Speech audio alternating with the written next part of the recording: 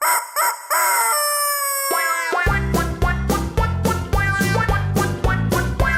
байцгаана өрхөн мөндөд үзэгчдээ та бүхэнд энэхүү өдрийн Түмэн амгалан айлтгая. Намайг хөтлөгч Амин Эрдэнэ гэдэг. Бидний бэлтгэсэн нэвтрүүлгийг заалан саярах нь. Энэхүү нэвтрүүлгээрээ бид урьдаас одоо хүртэл байгаль дэлхийн минь хэрхэн хорчиж устдаж байгаа ан амьтад минь юуны улмаас устдаж устгах гэж байгаа талаар зочин оролцогчтойгоо ярилцах болно.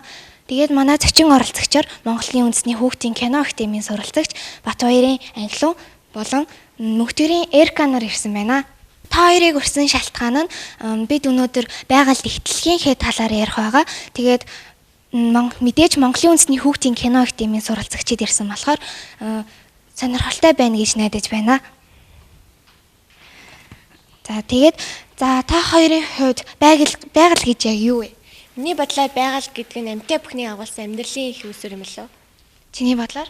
Миний бодлоор дэлхийн ертөнцийн хамгийн том үзэсгэлэн гоо гэж боддог. Тэгвэл бидний ертөнц байгаль их дэлхийд минь хэрхэн сөргөөр нөлөөлж байна вэ? Миний мэдхээр өмнө байгаль дэлхийн маань маш үзэсгэлэнтэй байсан. Харин одоогоор хүн төрөлхтний төсөхгүй үйлдэлээс болж маш аимшигтай болж байна. Чиний бодлоор? Миний бодлоор ан амьтад маань их байсан. Харин хүмүүс бид ан амьтныг их агнаж алж алдаг болсон. Тийм учраас ан амьтнаа илүү хайрлаж хамгаалахыг хүсэж байна. Таны хүсэл биелэх болтугай. Тэгээд бас би саяхан Монголын минь бахархал Мазайлай байвгаа одоо дөнгөж 27хан үлдсэн гэж сонссон. Тийм шүү, би бас энэ мэдээ сонссон юм байна. 27 гэдэг чинь маш бага тоо шүү дээ.